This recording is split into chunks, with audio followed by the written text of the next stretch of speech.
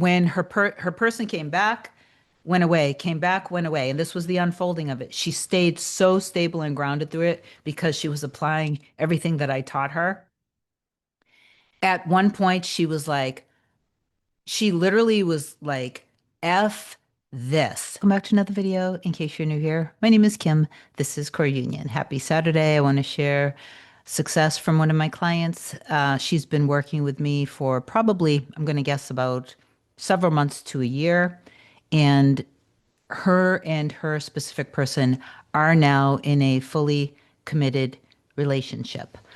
So I'm going to share a little bit, just a tiny bit of her backstory. I'm also going to change some private details because she's okay with me sharing this, but not with actually sharing specific details and stuff. So, I'm going to be filtering out a lot of the specific things and changing them slightly, but still keeping the integrity of what kind of transpired, what unfolded, how she handled things. Okay. So I don't know if this is going to be long or short, but I'm just going to let it flow out naturally, and whatever else I'm inspired to share with you will come out.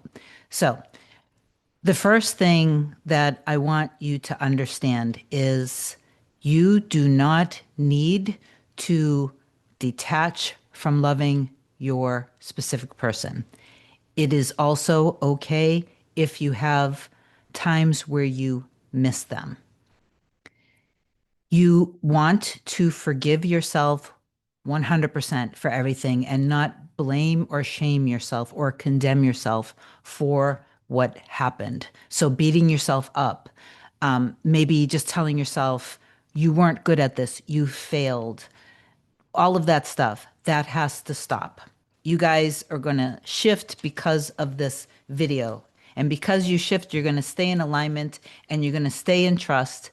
And when limiting thoughts, fears, or beliefs do come in and try to pull you back, I want you to remind yourself, no, that's not true. I trust myself. I trust that my end exists. And then maybe say a little mantra of a few affirmations that's in alignment with your end. That's a really good thing to do when you're in a waiver.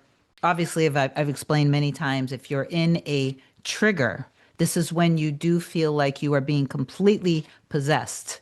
You want to jump out of your skin. This is usually where people start to mess with the middle, or if they're in some form of a relationship with their specific person, or even if they're not, it makes them want to go and do things. You think about it this way, you are being possessed. You're being controlled by your ego and by your fear. So then your actions are in alignment with that. Okay. So you want to just stop yourself and have a super healthy mental diet and a really healthy boundary with yourself. And in that moment, if you need to do something to just disrupt the energy that's in you, maybe take some deep breaths, jump up and down. You get the trigger, you do something to disrupt the energy, and then you take the time when you can to turn within. You let yourself feel the feelings, you let yourself cry, you let yourself be upset. But in that moment, what is it that are you feeling rejected? Are you feeling abandoned? Are you feeling unloved, not seen, not heard? Are you feeling like you're not important, like you don't matter? Whatever it is, if if your person or somebody that you really loved, a really good friend, was verbalizing that to you and crying, would you just sit there in front of them and say, this will pass? Just feel it. This will pass. Or would you just put headphones in their ears and walk away from them and let them listen to some affirmations or meditation? No, you would take a few moments to just comfort them and tell them that they're safe, that they're loved, that everything is okay, that they're important, that they matter.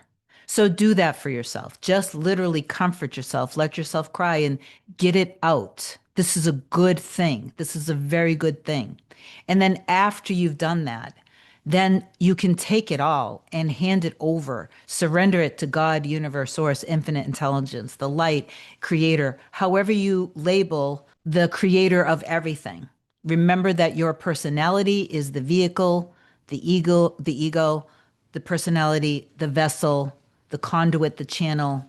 You are you are part of everything that created everything, but you're having the human experience. So, at this level, when you are in this lower level of consciousness and you feel all alone, after you've given yourself that love, then you take it all and you just go, thank you.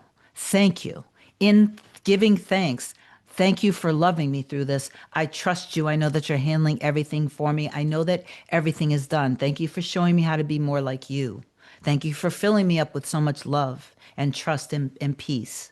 And then whatever it was that caused the trigger, if you had a memory of something that happened, whether it's with your true love, your specific person, or if you start to have memories about other people that hurt you or something, whatever it is that does come in your mind, you can do a little forgiveness with it. You can remind yourself that's not who you are anymore. So if you do love my content, please do like, comment, share, and subscribe to the channel. It helps me grow. I appreciate you for that.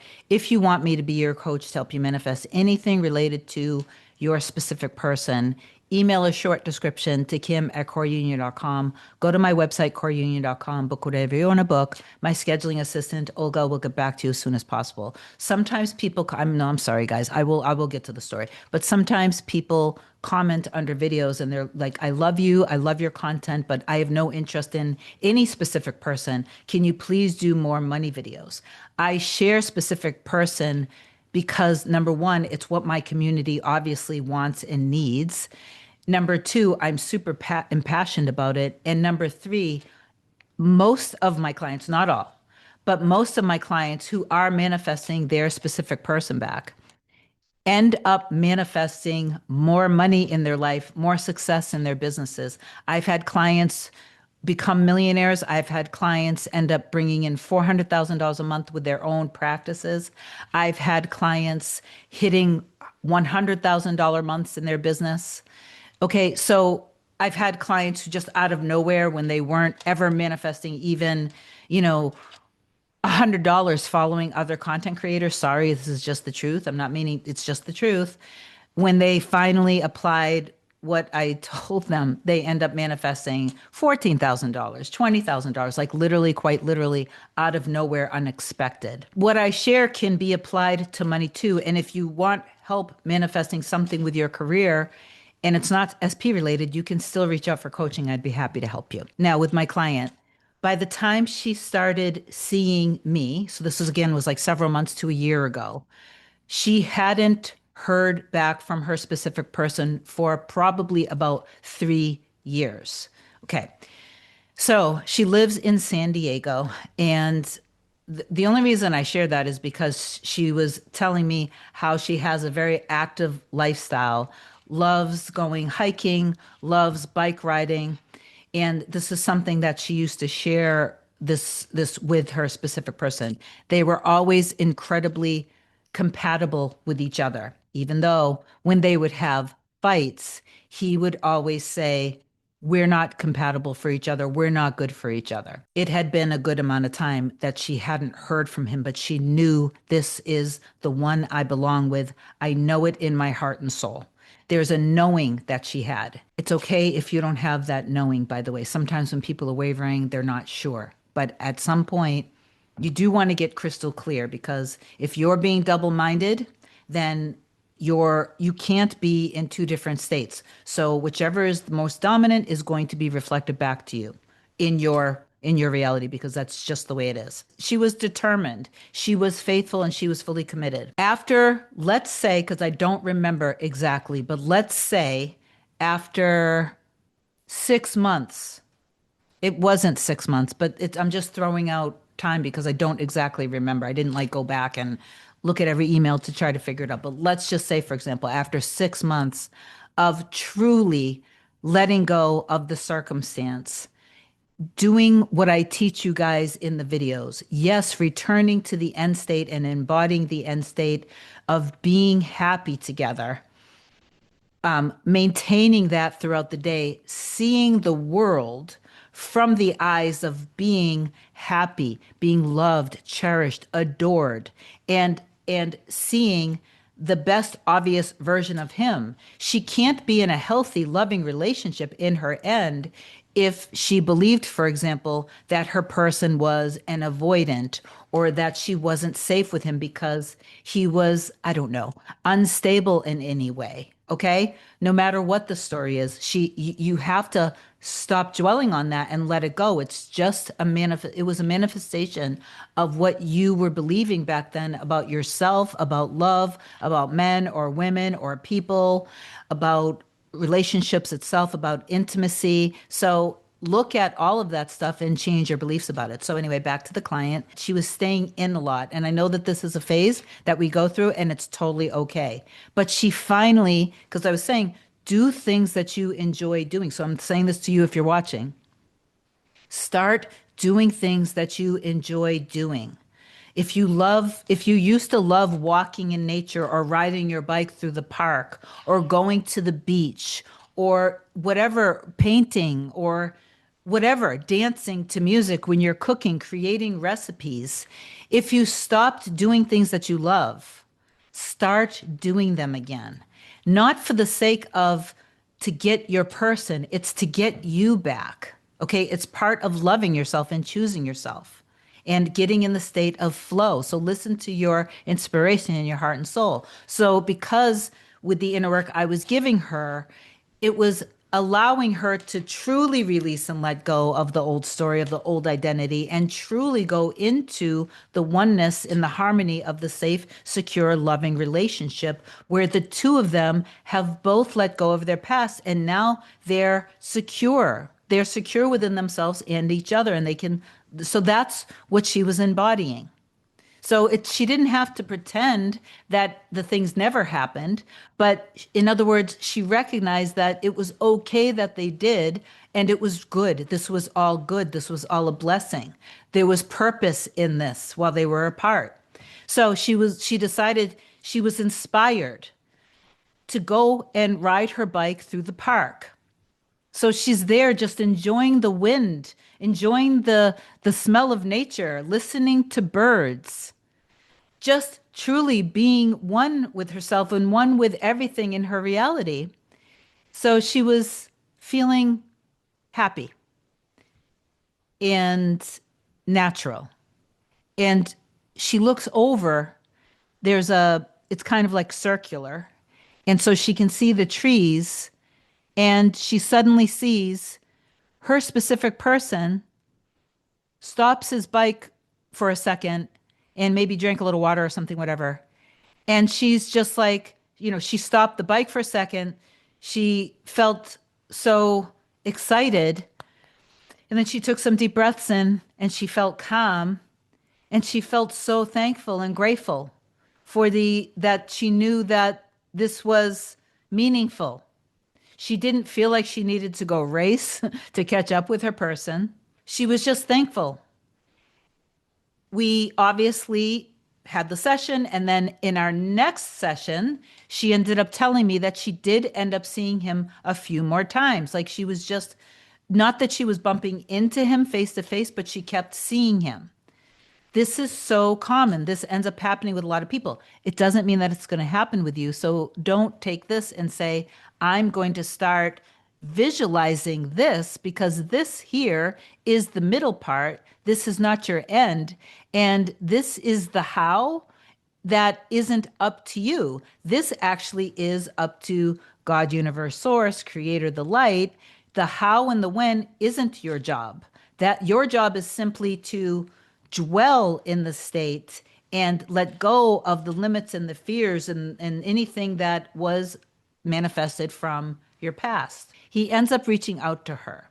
The communication trickles in. It wasn't like down on the knee, I miss you, I love you, I want to be with you. It just kind of trickled in. What sometimes happens with some people is the communication might just trickle in, and then the person gets stuck in waiting and hypervigilant on the responses. But your person can send you a message and it might be another week or 2 or 3 weeks before they reply. It doesn't mean anything. So don't get hypervigilant on that. Allow it to come in, be thankful for it coming in instead of getting hypervigilant and then getting upset. But go back to the end. Of course, you guys are communicating because you guys are together. The communication increased. They ended up, he wanted to see her and spend time. He ended up explaining a lot of things that happened in his life during all the time when they were apart. He explained to her that he never stopped thinking about her. I don't remember the exact words, but again, I'm not going to give her personal details out anyway. The communication increased. It got more steady, even though it trickled in. She stayed in her, in the end. She stayed dwelling in the end. Not saying she didn't have moments of, oh, by the way, it almost even sounds like this to me as I'm saying it. There were times where she was wavering, but she knew what to do and she did it. She applied it. She was planning a trip to go to Italy. He ended up, he did end up getting a little quiet. So she made sure that she did stay in the end, that they were continuously communicating. Sometimes people would actually have canceled the trip out of wanting to wait and be there.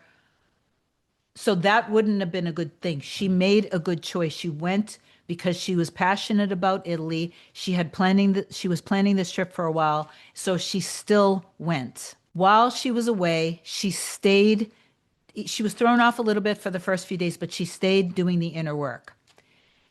When they continued to communicate, by the way, they were communicating regularly now because now she was being more consistent and she was more grounded and stable in this. When he had asked, when are you coming back? And she told him, he said, I'll be picking you up at the airport. Please tell me the flight and all the details. When she got off the plane and saw him waiting, it was, for her, it was like her whole heart just opened up. Now they were starting to spend time together. Now, here is the thing that happened that happens to a lot of people that really can, it can throw them off and set them back. He ended up, even though they were getting closer and closer, he ended up telling her that he didn't want to be in a relationship. So it really stung.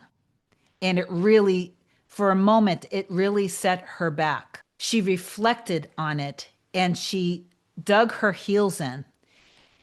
She let herself feel the feelings. She told herself she was loved. It could have really set her back. But she went through the process I was describing earlier in the session. Then she allowed herself to surrender it. Then she did some revision with him. And then she even did the Ho'oponopono for a few days. And anytime her little ego tried to come in, she didn't allow it to happen. So when she was starting to just waver or wobble, she literally was being so present with herself. And she would just gently, no, I trust in us. He loves me deeply. I'm everything to him. Like basically things like that, whatever, a handful of little few affirmations. And this is where what I said in the beginning, she was just like, F this. No, F this. So let's say that it was a couple weeks she didn't hear from him. I understand how a lot of people would just go way off the deep end. But because she refused, she absolutely refused this.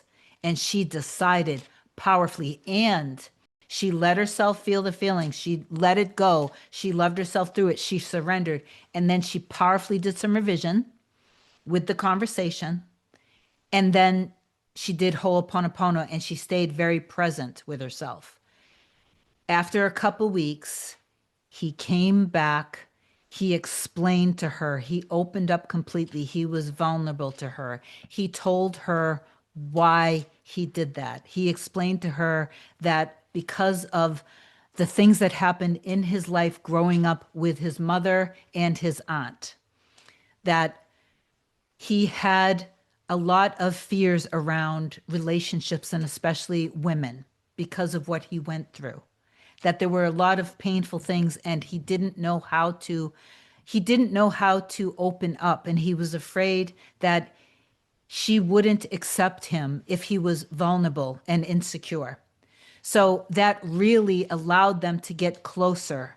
And so then he actually told her that he wanted to be with her.